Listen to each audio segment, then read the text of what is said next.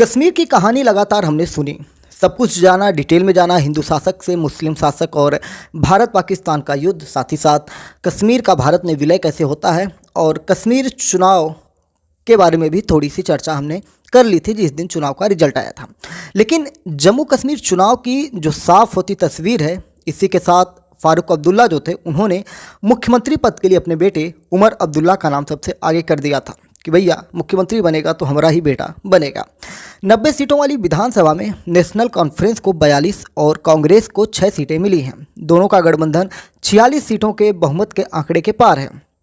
उमर अब्दुल्ला अपने कैरियर में दूसरी बार और आर्टिकल 370 हटने के बाद जम्मू कश्मीर के पहले मुख्यमंत्री के तौर पर सबसे बड़े दावेदार हैं। और अब आपको ध्यान में रखना चाहिए कि आर्टिकल 370 हटने के बाद पहला मुख्यमंत्री कौन बनेगा, तो उमर अब्दुल्ला सबसे आगे हैं। कभी फारूक अब्दुल्ला नहीं चाहते थे कि उमर राजनीति में आए और मुख्यमंत्री की कुर्सी के लिए भी एक बार पिता पुत्र में होड़ लग चुकी थी। लव मैरिज और फिर तलाक, आर्टिकल 370 पर स्टैंड और उमर अब्दुल्ला के सामने क्या क्या चुनौतियां हैं, उन सारी चीज़ों पर हम बात करने की कोशिश करेंगे। उमर अब्दुल्ला के पिता फारूक अब्दुल्ला ने कुछ बातें कही थी कि जम्मू कश्मीर का राज्य का दर्जा बहाल करना बहुत ज़रूरी है। मुझे उम्मीद है कि गठबंधन के हमारे साथी इसके लिए बराबर की जंग लड़ेंगे। मैं समझता हूँ उमर अब्दुल्ला मुख्यमंत्री बनेंगे। ऐसी बातें वहाँ से निकल के आ रही हैं। तो हम उमर अब्दुल्ला के बारे में जानने की कोशिश करेंगे। अपने शुरुआती दिनों के बारे में उमर अब्दुल्ला ने एक बार एक इंटरव्यू में बताया था कि वो जब करीब 8 साल तक बोर्डिंग स्कूल में रहे तब उनके लिए एक अजीब सा समय था। साल में 8 महीने बाहर रहता था और गर्मियों और सर्दियों की छुट्टियों में घर आता था। इसलिए शुरुआती दौर में उन्हें राजनीतिक चीज़ों का बहुत ज़्यादा अनुभव नहीं था। इनके पास ऐसा कोई खास व्यवहार भी नहीं होता था कि वो सीएम के बेटे हैं, ऐसा किसी को पता भी नहीं चलता था। शरारत करते थे, माँ से मार भी खाते थे और पिताजी सियासत में व्यस्त रहते थे तो उसका लाभ इनको मिल जाता था क्योंकि कोई देखने वाला नहीं होता था। स्पेशली 1996 के जम्मू कश्मीर विधानसभा चुनाव में नेशनल कॉन्फ्रेंस को प्रचंड बहुमत मिला और पार्टी सत्ता में लौटती है। इधर उमर लंबे समय से देश से बाहर थे। इसके पहले तक उमर पार्टी की किसी राजनीतिक रैली या कार्यक्रम में शामिल नहीं हुए थे। उमर ने बाद में कहा था, जब मैं छोटा था तो दादाजी ने राजनीति के बारे में मुझसे कभी बात ही नहीं की थी। मैं उनके राजनीतिक कार्यक्रमों में भी ज़्यादा शामिल नहीं हुआ। राजनीतिक बातें मैंने तो अपने पिता से सीखी हुई हैं। बात करेंगे 1998 की। 1998 में फारूक अब्दुल्ला ने उमर को पार्टी के टिकट पर श्रीनगर से लोकसभा का चुनाव लड़वाया। ये उमर का पहला चुनाव था। इसके पहले उमर ने किसी चुनाव में प्रचार नहीं किया था। उमर कहते हैं, मैंने इसके पहले कोई भाषण नहीं दिया था। मैं डर डर कर 1-2 मिनट बोलता था। ये चुनाव जीतकर उमर केंद्र की अटल बिहारी वाजपेयी की अगुवाई वाली एनडीए सरकार में सबसे कम उम्र के मंत्री बन जाते हैं। लेकिन 17 महीने बाद ही दिसंबर 2002 में उन्हें मंत्री पद से इस्तीफा भी देना पड़ा था। उन्होंने खुद से इस्तीफा दे दिया था। इसके बारे में उन्होंने बताया था कि कभी उमर को राजनीति में लाने के पक्ष में ही नहीं थे। कौन? फारूक अब्दुल्ला। वो कहते हैं कि जब मैंने राजनीति में शामिल होने की योजना बनाई तो मेरे पिता यानी कि शेख अब्दुल्ला ने उन्हें इससे दूर रहने की सलाह दी थी। उन्होंने उनसे कहा था कि एक बार जब तुम इस नदी में कूदोगे तो तुम या तो इस नदी की धारा के साथ बहोगे या धारा से लड़ोगे। तुम कभी इससे बाहर नहीं निकल पाओगे। बकौल फारूक उन्होंने भी उमर को राजनीति में शामिल न होने की सलाह दी, लेकिन उमर ने भी अपने पिता की बात नहीं मानी और राजनीति में आ गए। फारूक अब्दुल्ला ने पत्रकारों से जब बात की थी, एक पत्रकार है मुजम्मिल जलील, उनको एक इंटरव्यू दिया था। उसमें उन्होंने कहा था कि शुरुआत में उनकी पत्नी भी उमर के राजनीति में आने का विरोध करती थी। जब उन्होंने अपनी पत्नी से कहा कि उनकी तरह एक रोज़ उमर भी राजनीति में शामिल होना चाह सकते हैं तो इस पर उनकी पत्नी मौली ने गुस्से में कहा कि यह मेरी मौत के बाद ही संभव होगा। उमर से जब इस बारे में पूछा गया तो उन्होंने हंसते हुए कहा, मैंने अपनी माँ से इस बारे में पूछा था लेकिन उनको इस बातचीत के बारे में याद ही नहीं है। 2002 में फारूक ने उमर को पार्टी की कमान सौंप दी। उमर पार्टी के नए अध्यक्ष बने। इसी साल उमर ने गांदरबल सीट से चुनाव लड़ा लेकिन करीब 2000 वोट से चुनाव हार गए। बेटे की हार हुई तो फारूक ने 28 सीटों के साथ सबसे बड़ी पार्टी बनने के बावजूद सरकार बनाने की घोषणा नहीं की है। इसके पीछे यह वजह भी मानी जाती है कि पार्टी के नेताओं के बीच कलह का माहौल था। फारूक दर्जनों सीटों पर चुनाव प्रचार तक को नहीं गए थे। कहा जाता है कि नेशनल कॉन्फ्रेंस को एनडीए के साथ गठबंधन महंगा पड़ा था। बात कर रहे हैं नवंबर 2008 में कांग्रेस और नेशनल कॉन्फ्रेंस ने मिलकर जम्मू कश्मीर विधानसभा का चुनाव लड़ा। कांग्रेस को 17 और नेशनल कॉन्फ्रेंस को 28 सीटें मिली। फारूक अब्दुल्ला का चौथी बार सीएम बनना तय माना जा रहा था। पार्टी के ज़्यादातर नेता भी यही चाहते थे कि फारूक ने भी 2 अलग अलग मौक़ों पर सीएम बनने की इच्छा भी जाहिर कर दी थी। इसी बीच पार्टी में दबी जुबान में अमर अब्दुल्ला को मुख्यमंत्री बनाने की भी मांग उठने लगी थी। फारूक की बेटी सफिया चाहती थी कि फारूक मुख्यमंत्री बने, जबकि लंदन में रह रही पत्नी और मौली अपने बेटे उमर के सीएम बनने की पक्षधर थीं। यानी कि परिवार में ही मतभेद थे।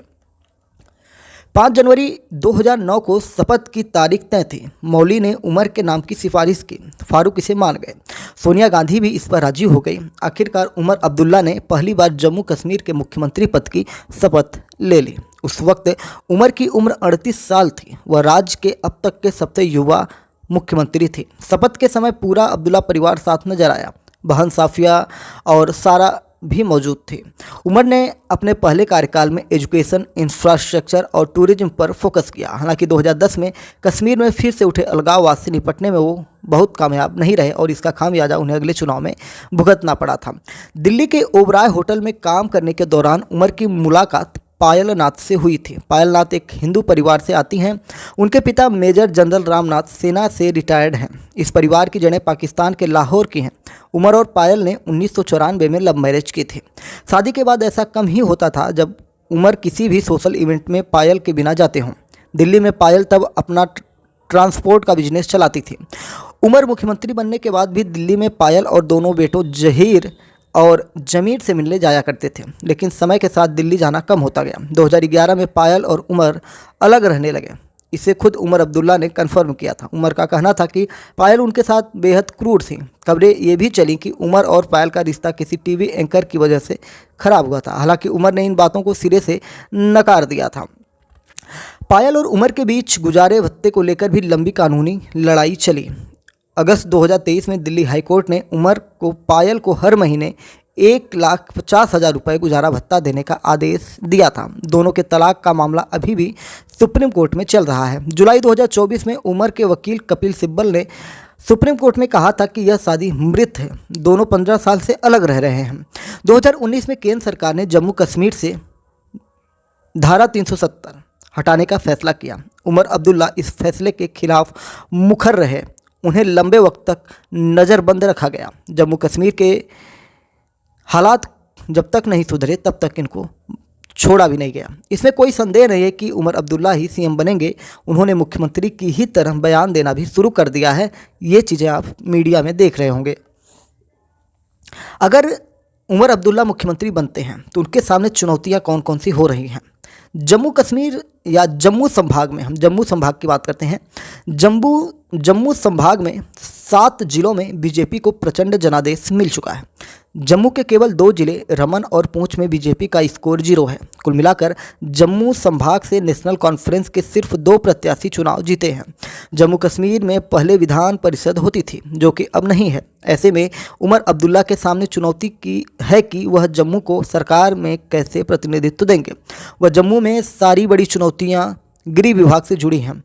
गृह विभाग केंद्र के अनुसार चलेगा। ऐसे में नेशनल कॉन्फ्रेंस के बड़े वादे कैसे पूरे होंगे जो पूरी तरह गृह विभाग के अधीन आते हैं, जैसे धारा 370 और 35 ए की बहाली, Jammu Kashmir reorganisation act, public safety act और armed force special power act हटाना, केंद्र से हाइड्रो इलेक्ट्रिक प्रोजेक्ट वापस लेने जैसे वादे कैसे पूरे होंगे। हालांकि उमर का इशारा है कि वह केंद्र के साथ अच्छे रिश्ते बनाकर आगे बढ़ना चाहते हैं और इसका नज़ारा आपको देखा होगा कि जब चुनाव का रिजल्ट आया तो प्रधानमंत्री नरेंद्र मोदी ने इनको चुनाव जीतने की बधाई भी दिए थे। लेकिन यह वह मुद्दे हैं जिन पर केंद्र सरकार पीछे नहीं हटना चाहती। उमर ने 200 यूनिट तक फ्री बिजली देने की बात कही है। जुनैद के मुताबिक जम्मू कश्मीर में पहले से ही बिजली का उत्पादन खपत से बेहद कम है और यह वादा पूरा करना भी उमर अब्दुल्ला की बड़ी चुनौती होगी, क्योंकि जब उत्पादन ही नहीं है तो पूरा कैसे करेंगे। इसका मतलब बिजली खरीदनी पड़ेगी तो पैसे लगेंगे। उमर अब्दुल्ला यह कहते रहे हैं कि आर्टिकल 370 हटने के बाद से जम्मू कश्मीर में स्कूल जाने वाले बच्चों की तादाद घटी है। उनका यह भी तर्क है कि बीजेपी और पीडीपी की साझा सरकार और उसके बाद लागू हुए राष्ट्रपति शासन के दौर में जम्मू कश्मीर में बेरोजगारी बढ़ी है। हालांकि केंद्र सरकार इसके विपरीत बातें करती है। केंद्र सरकार वहाँ पे बेरोजगारी ख़त्म करने की बातें करती हैं, वहाँ पे डेवलपमेंट की बातें करती है, लेकिन उमर अब्दुल्ला वैसे भी विरोधी पार्टी से हैं, तो इनका तो भाई अपना मुद्दा ही है। बीजेपी लगातार ये कहती रही कि जम्मू कश्मीर में आतंकवाद पर लगाम लगी है, इलाके में शांति आई है, इंफ्रास्ट्रक्चर और रोजगार के मामले में सूबा विकसित हुआ है। जम्मू कश्मीर केंद्र शासित प्रदेश है। ऐसे में सरकार बनाने के बाद उमर अब्दुल्ला के सामने जम्मू कश्मीर के विकास और रोजगार जैसी चीज़ों के लिए केंद्र सरकार से ही सामंजस्य बैठाना चुनौतीपूर्ण होगा। इसके अलावा उनकी पार्टी का जम्मू कश्मीर का स्पेशल स्टेटस बहाल करने के प्रयास का वादा सबसे बड़ी चुनौती होने वाली है।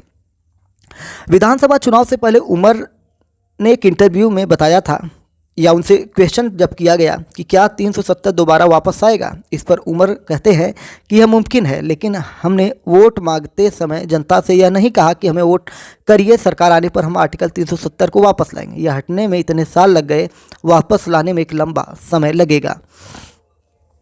हमने जनता से कहा है कि हम यह मुद्दा उठाते रहेंगे। आर्टिकल 370 हटने के बाद हम पिछड़े ही हैं, आगे नहीं के। नौकरी और साक्षरता कम हुई है। हालांकि चुनाव जीतने के बाद उमर ने पत्रकारों से बात करते हुए ये कहा था कि वह फिलहाल आर्टिकल 370 के मुद्दे को किनारे रखकर जम्मू कश्मीर के राज्य के दर्जे की बहाली के लिए प्रयास करेंगे। यानी कि 370 कहीं ना कहीं उमर अब्दुल्ला का एक चुनावी जुमला था कि हम हटाएंगे। अब जब चुनाव जीत चुके हैं तो अब कह रहे हैं कि ये हमारा यानी कि रखा हुआ मुद्दा रहेगा, इसको बाद में हम लाएंगे, अभी डेवलपमेंट पर काम करेंगे। खैर, डेवलपमेंट पे काम ही करना चाहिए, बाकी मुद्दे चुनाव में आते रहेंगे। उन्होंने कहा कि आर्टिकल 370 के मुद्दे को हम किनारे रखेंगे। हमारी प्राथमिकता दिल्ली सरकार के साथ काम करते हुए जम्मू कश्मीर को राज्य का दर्जा वापस दिलाना है। मेरा मानना है कि प्रधानमंत्री नरेंद्र मोदी एक सम्मानित व्यक्ति हैं।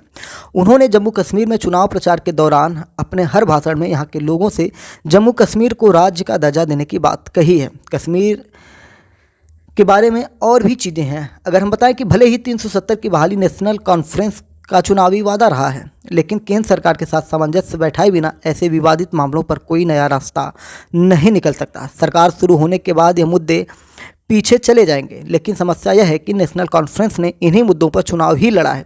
इसके अलावा अलगाववाद और आतंकवाद जैसे मुद्दे भी रहे। एक लंबे अरसे बाद केंद्र और जम्मू कश्मीर में अलग अलग दलों की सरकार है। ऐसे में देखना ये है कि केंद्र सरकार के साथ उमर अब्दुल्ला किस तरह के संबंध निभाते हैं और किस प्रकार से केंद्र के साथ समन्वय स्थापित करके चलते हैं। और उनका रुख अभी तो सकारात्मक दिखाई दे रहा है, लेकिन भविष्य में क्या होने वाला है। खैर, प्रधानमंत्री नरेंद्र मोदी डेवलपमेंट को तरहीज देते हैं, तो आने वाले समय में हमें लगता है कि उमर अब्दुल्ला और प्रधानमंत्री नरेंद्र मोदी के बीच अगर सब कुछ फिलहाल ठीक रहा तो एक केंद्र सरकार और राज्य सरकार का समन्वय स्थापित हुआ तो डेवलपमेंट आगे बढ़ेंगे। फिलहाल वैचारिक मतभेद जो हैं और बने रहेंगे। जय नमस्कार, भारत माता की जय।